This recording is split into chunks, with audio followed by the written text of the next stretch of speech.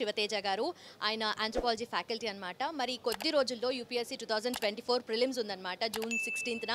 సరే ఈ టైంలో ప్రిపరేషన్ ఎలా ఉండాలి ఆస్పిరెంట్స్ది సార్ మాటల్లోనే అడిగి తెలుసుకుందాం. Hello sir, how are you? Hi ma'am, I'm good. How are you? Good sir. Prelims మీరు అడిగినట్టు ఇప్పుడు ఏం చేయాలి, ఏ స్టేట్ ఆఫ్ మైండ్లో ఉండాలంటే ఫస్ట్గా మనం ఈ టైంలో just relax, take a deep breath, tell yourself that everything is possible. Even 1 month is sufficient to make changes in your entire preparation. So kabatti first of all have that confidence with respect to yourself. So take a deep breath, relax, and you're all everyone over there who are preparing sincerely are capable to clear this exam.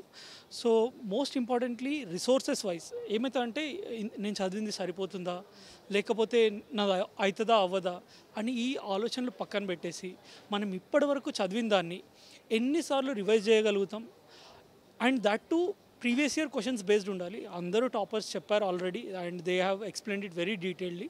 So I also tell the same because that is what really works in the exam.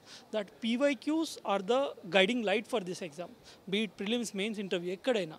So ఆ పీవైక్యూస్ని చూసి అందులో ఉన్న architecture, the structure, దాంట్లో ఉన్న కంటెంట్ని మీరు బాగా అనలైజ్ చేసి మీ రెగ్యులర్ స్టాటిక్ని బాగా రివైజ్ చేసి, అగైన్ వన్ మోర్ థింగ్ ఏమిటంటే మనం అందరం చదువుతూ ఉంటాం, అంత నాలెడ్జ్ ఉంటుంది, కానీ ఎగ్జామ్లో పోయి మళ్ళీ మనం రాయలేకపోతాం. బయటకు వచ్చి నాకు ఇది తెలుసు, అయినా నేను తప్పు చేసి వచ్చాను, ఇది ఒక్కటి తప్పు చేయాల్సింది కాదు అని ఆలోచనలోకి వస్తాం.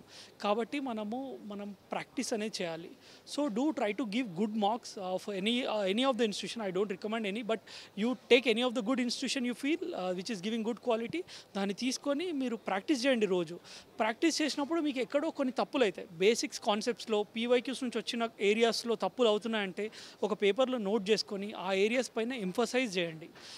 ఆ ఏరియాస్ని ఎంఫసైజ్ చేసుకొని రెగ్యులర్ రివిజన్, రెగ్యులర్ ప్రాక్టీస్ మీరు చేసుకోగలిగితే you will be in a very good position to deal with this exam. ఎందుకంటే just studying, just practising won't help.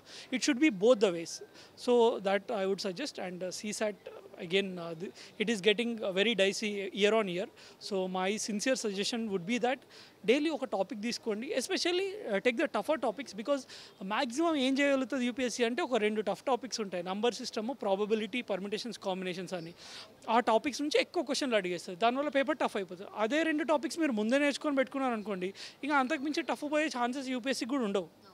So once you deal that areas first, eat the frog first అంటారు కదా. So అట్లా మనము యూపీఎస్సీలో ఆ టాపిక్స్ని మనం cover చేసుకోగలిగితే I think you will be in a decent position to deal with the prelims. GS part అయితే ఎన్ని hours అయినా చదువుతారు, బట్ అదే CSATకి వచ్చేసరికి కొంచెం తక్కువ టైమే స్పెండ్ చేస్తారు.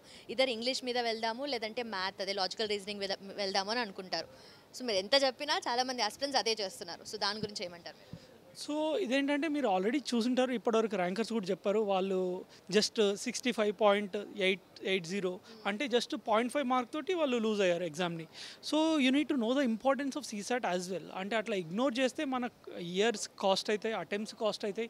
At the same time we'll also lose confidence on our self in the process if you lose many years. So కాబట్టి అట్లాంటి తప్పు చేయొద్దు. రోజు ఒక గంటన్నర వరకు అట్లీస్ట్ ఫర్ 15-20 days మీ కాన్ఫిడెన్స్ వచ్చే వరకు try to work on that. Once you have worked on that you can keep CSAT aside. That won't be an issue. Thank you so much for your time and all the very best. Thank you, ma'am.